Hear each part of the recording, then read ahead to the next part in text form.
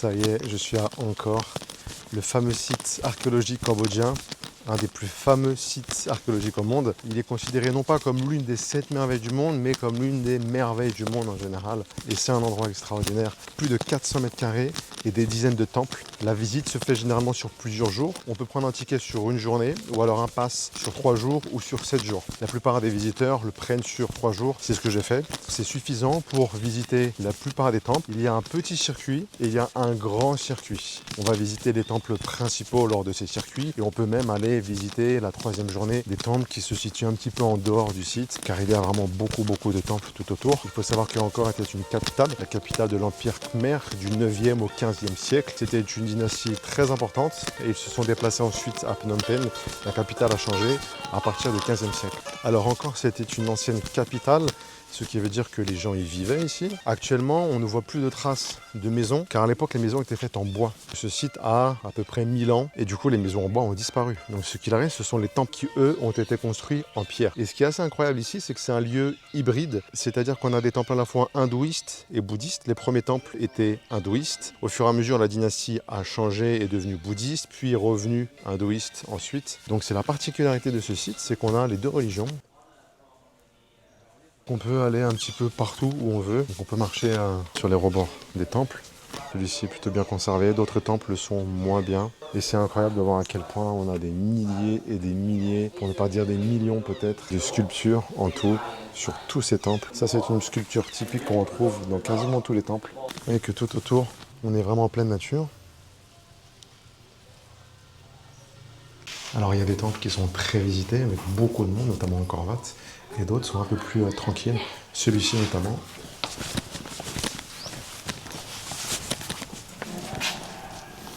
Alors n'attendez pas de ma part des explications précises sur les éléments du temple. J'ai préféré faire la visite sans un guide. J'aime pas trop les visites guidées, car si on a beaucoup trop d'informations, j'ai du mal à retenir toutes les informations. Je préfère visiter moi-même. J'aime essayer de m'imprégner de l'atmosphère plus que de connaître vraiment tous les détails. C'est ce qui fait le charme aussi d'Angkor, c'est qu'on a à la fois des structures qui tiennent plus de 1000 ans et on a d'autres éléments qui se sont écroulés, je sais pas quand, peut-être il y a des centaines et des centaines d'années. Il y a quand même des statues qui sont très bien préservées, des sculptures assez incroyables, les détails. On a des couleurs ici, je sais pas si c'est une couleur d'origine. Et on a, voilà, c'est assez incroyable, on a encore les pylônes, les structures là, de base. Et au sol, on a un amas de pierres.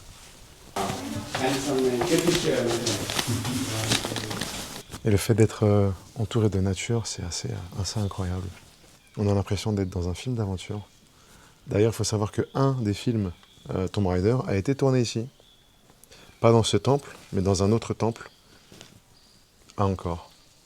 Donc ce lieu a été abandonné pendant près de 400 ans, après la chute de l'Empire Khmer. Je ne sais pas si ce lieu a été complètement oublié des locaux, mais en tout cas j'imagine la surprise qu'a dû avoir l'explorateur qui est tombé dessus. Et sur ces dizaines et des dizaines de temples, c'est incroyable. Et le fait de se dire que les premiers datent du 9e siècle, je crois, c'est-à-dire que ça fait plus de 1000 ans. Incroyable.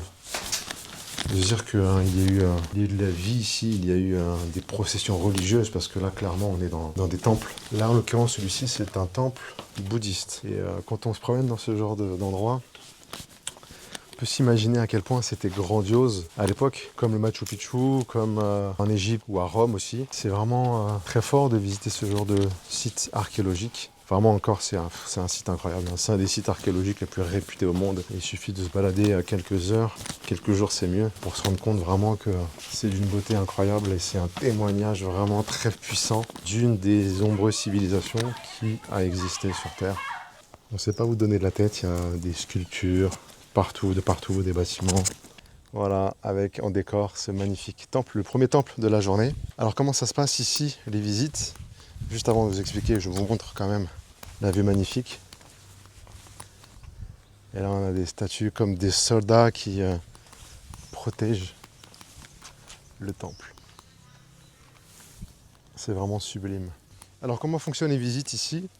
On peut visiter soi-même avec un vélo ou un scooter, parcourir les temples soi-même. La solution la plus empruntée par tout le monde, c'est de le faire avec des tuk-tuk. On loue un tuk-tuk pour la journée, ça peut être 15 $ ou 20 $, donc ici on paye en dollars. Pour les tuk-tuk, c'est très facile d'en trouver, il suffit juste de demander à l'hôtel par exemple.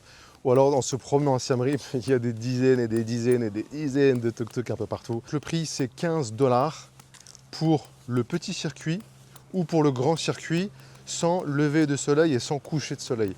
Si vous voulez faire un coucher ou un lever, généralement c'est 5 $ de plus. Donc si vous voulez faire le lever du soleil à Angkor Wat, le temple principal, c'est à peu près de 4h30, 5h du matin jusqu'à 13h et c'est environ 20 €. Si vous faites l'impasse sur le lever du soleil, ça sera 15 €, enfin dollars plutôt. Et ce qui est bien, c'est que c'est très flexible. Le tuk-tuk nous dépose devant le temple. On le visite pendant 30 minutes, 1 heure, 2 heures si on veut. Et ensuite, on rejoint le tuk-tuk à l'extérieur du temple. Et de ce temple, il va nous emmener à un autre temple. Voilà un petit peu comment ça se passe. Que ce soit le petit circuit, la petite boucle ou la grande boucle, on a à peu près entre 4 et 6 temples environ. Et on peut rester le temps qu'on veut dans les temples. Et le tuk-tuk nous attend toujours à l'entrée. Et pour le midi, si on veut manger quelque chose, il peut nous arrêter dans un petit restaurant ou petit snack de rue. Donc voilà, c'est très facile de le faire en tuk-tuk et je pense que c'est la meilleure des solutions. Le faire à pied, pour moi, c'est quasiment impossible. Alors on vient jusqu'en tuk-tuk. On est quand même à 8 km. Le premier temple, Angkor Wat, est à 8 km de Siem Reap. Donc éventuellement, on prend un tuk-tuk jusqu'à Angkor Wat. Et ensuite, on parcourt une partie des temples à pied. Mais ça peut être très fatigant parce qu'en plus, il fait assez chaud. Meilleure solution pour moi, c'est vraiment le tuk-tuk. Voilà, on est parti pour le second temple de la journée.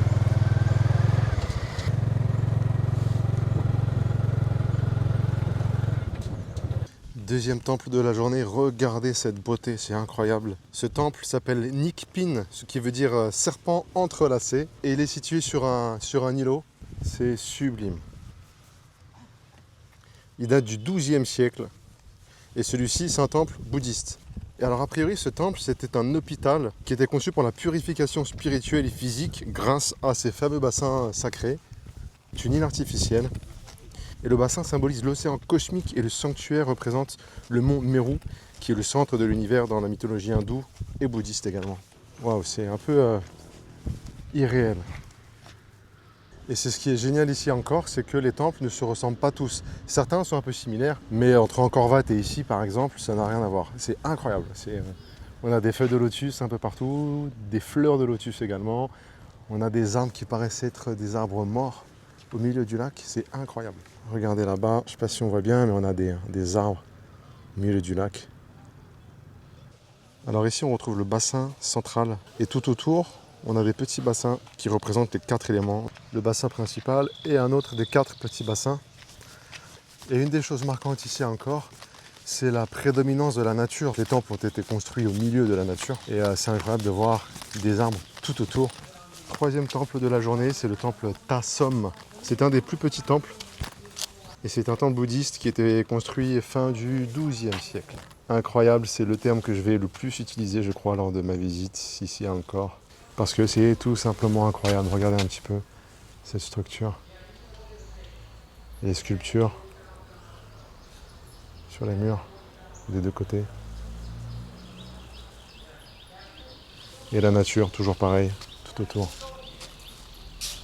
Celui-ci ressemble un peu plus au premier, visité. Quel charme! Imaginez-vous explorateur et découvrir ne serait-ce qu'un temple comme celui-ci. Quatrième temple de la journée, East Mibon. C'est un temple hindouiste. Et là, le soleil y tape. On n'est pas trop... Alors, il y a des arbres tout autour. Mais à l'intérieur, il n'y en a pas. Il n'y aura pas beaucoup d'ombre. Et déjà, je sens la chaleur. Et apparemment, alors, ce temple, il était construit sur ce qui était une île autrefois. Ah, il y avait un réservoir tout autour qui est complètement asséché de nos jours. Et ici, on voit les gardiens du temple. Les lions sont des gardiens mythiques qui sont placés toujours aux escaliers ou aux entrées des temples pour protéger les sites des mauvais esprits. Alors je ne savais pas, mais autrefois il y avait des lions en Asie. C'est pour ça qu'on a ce symbolisme sur certains temples hindouistes. Et dans la tradition hindouiste, le lion c'est l'animal qui est associé à Vishnu et à sa forme féminine, la déesse Durga. Et dans le bouddhisme également, le lion est un symbole de force spirituelle et de protection. Et aux extrémités, on a des éléphants. Pour visiter encore, on a la petite boucle. On a également la grande boucle. Chacune des boucles nécessite une journée ou une grosse demi-journée. Aujourd'hui, je vais faire la grande boucle et l'avantage de la grande boucle, c'est qu'il y a moins de monde. Il y a pas mal de gens qui prennent seulement le pass d'une journée et du coup, ils vont privilégier le petit tour avec Angkor Wat, le temple emblématique. C'est ce qui explique que quand on fait le grand tour, on n'a pas grand monde. Vous voyez qu'autour de moi, je suis plutôt tranquille. Et ce temple est magnifique. Il est différent une fois de plus, c'est ça qui est génial, hein. Les temples sont quand même différents. Regardez cette beauté. Et c'est un bonheur de visiter ce temple quasiment tout seul. Quel plaisir de marcher au milieu de ces ruines et toute cette histoire.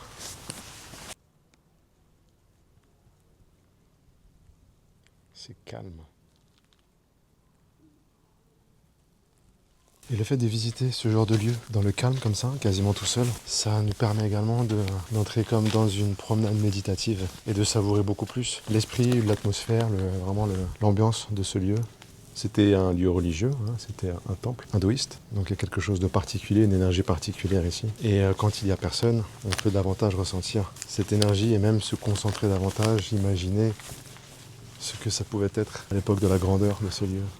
Me voici à Prerup, le dernier temple de la grande boucle. Prerup signifie tourner le corps, en référence à un rituel funéraire. C'est un site qui est associé au rite funéraire et c'est un temple hindouiste, construit au Xe siècle.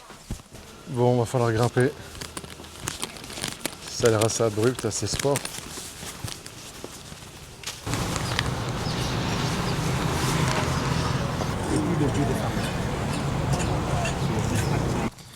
Alors, j'ai terminé la grande boucle de la visite d'Angkor, mais j'ai décidé d'opter pour l'extension coucher du soleil à Angkor Wat. On le voit derrière moi, c'est le temple emblématique du site d'Angkor. C'est le plus grand, le plus beau, le plus majestueux. C'est pas le temple idéal pour des jolis couchers du soleil, il y en a d'autres, mais je voulais y aller parce qu'à cette heure-ci, il n'y a pas grand monde. C'est surtout plein de touristes le matin au lever du soleil et aussi dans la journée. À cette heure-ci, la plupart des touristes commencent à partir. Ça peut être intéressant de venir. Là, il est 4 heures, je vais rester jusqu'à 6h30 et avec des singes aussi qui vont m'accompagner.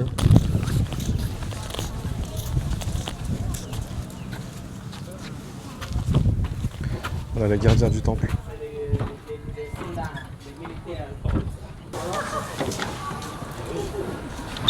Angkor Wat, ça veut dire ville-temple. C'est un temple qui a été construit vers 1113. Et alors ce qui est assez étonnant, c'est qu'au début c'était un temple hindou qui était dédié à Vishnu, comme beaucoup de temples ici. Et il a ensuite été transformé en temple bouddhiste.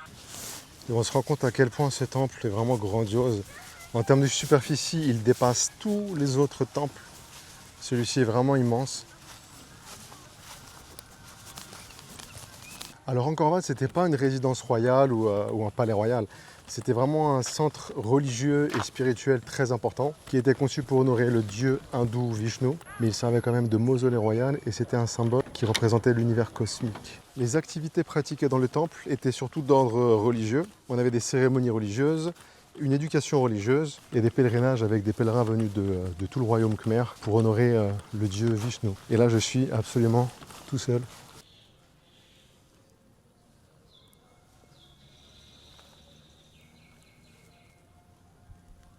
Bon, même si on m'a dit que le coucher du soleil n'était pas le plus beau ici à Angkor Wat, sincèrement, ça vaut le coup de venir en fin de journée. Regardez un petit peu la vue. Et je suis quasiment seul. La lumière est belle. Le soleil n'est plus aussi puissant qu'en pleine journée. Donc c'est supportable. Et surtout, il n'y a personne. Donc allez-y si vous pouvez l'après-midi en fin de journée. C'est très paisible. Bon, finalement, comme vous le voyez, c'est possible d'échapper à la foule à Angkor Wat. N'y allez pas le matin si vous voulez être tranquille, mais allez-y le matin pour des belles photos avec le lever du soleil. En revanche, si vous avez la possibilité de revenir une deuxième fois, venez l'après-midi, en fin d'après-midi. Là, il est exactement 17h, ça ferme à 18h30 et ça se vide de plus en plus. Et là, regardez, je suis quasiment seul. Super bien conservé. Même les détails sont toujours visibles. Bon, je vous fais profiter quand même de la chance que j'ai d'être ici. Regardez un petit peu derrière moi. Et il n'y a personne.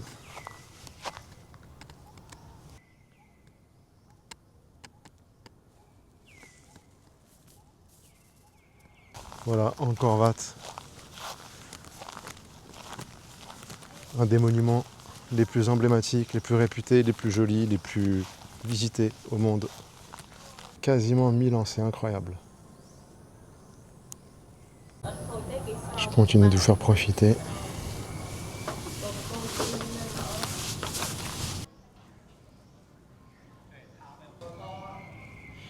Ici, c'est blindé de touristes le matin.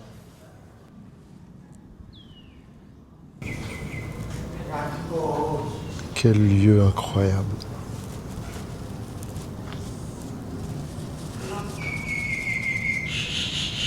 Et c'est impressionnant de voir toutes les sculptures, gravures, jusqu'en haut.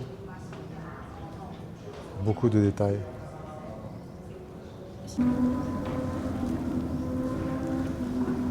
Au cœur de Angkor Wat.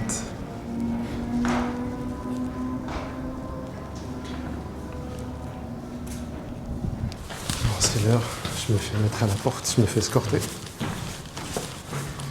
Bon, il est 17h30 et c'est la partie haute d'Angkor Wat qui se ferme, mais je peux continuer à me balader tout autour jusqu'à 18h30. Je ne sais pas si le coucher de soleil sera beau, on va voir ça. Je vais aller dans les jardins et je vais découvrir ça. Et en attendant, on a une belle lumière sur le bâtiment. Bon, eh bien, c'était une bonne idée de visiter Angkor Wat l'après-midi. Pas forcément au coucher du soleil, parce que comme vous pouvez le voir, le coucher du soleil il se trouve de ce côté-là. Il est à l'opposé du temple, il ne vient pas se coucher derrière le temple. Pour le coucher du soleil, il est préférable d'aller dans d'autres temples. J'ai pas les noms en tête. Le problème, c'est qu'il y a beaucoup de monde. J'ai pas fait ce site, je sais pas si je vais le faire lors de la prochaine journée. En tout cas, je suis très content d'être venu ici en fin de journée à Angkor Wat, le temple principal, parce que le matin et en journée, il y a vraiment beaucoup de monde et l'après-midi, c'est vraiment une autre atmosphère, très paisible. Vu que le soleil est à l'opposé, on a une belle lumière orangée. Voilà l'étang vers lequel se diriger le matin. Alors là où c'est très compliqué, c'est qu'à 5 heures, il fait complètement nuit. Donc il faut venir avec une lampe torche ou vous éclairer avec la torche de votre téléphone. On a un étang à droite, on a un second étang à gauche, mais le problème c'est qu'il est en travaux. Pour la réflexion, ça ne sera pas terrible vu que vous ne pourrez pas vous rapprocher. Là on voit la réflexion, vous voyez déjà. Et le matin c'est encore plus beau. On a le soleil qui se lève par là. Et il faut précisément aller sur ce point-là, je vais vous montrer. Voilà, ici. Ça permet d'avoir une belle symétrie avec les arbres. Bon, c'est ici que s'achève ma journée, ma belle journée, belle et riche journée, assez dense. La visite de 5 temples et le dernier Angkor Wat pour le coucher du soleil. C'était la grande boucle d'Angkor. J'espère que je vous ai fait voyager un petit peu, rêver un petit peu et voyager à travers le temps aussi. En tout cas, c'était magnifique cette visite. Et j'ai encore la chance de pouvoir revenir car j'ai pris un pass de plusieurs jours. Je vous dis à très vite.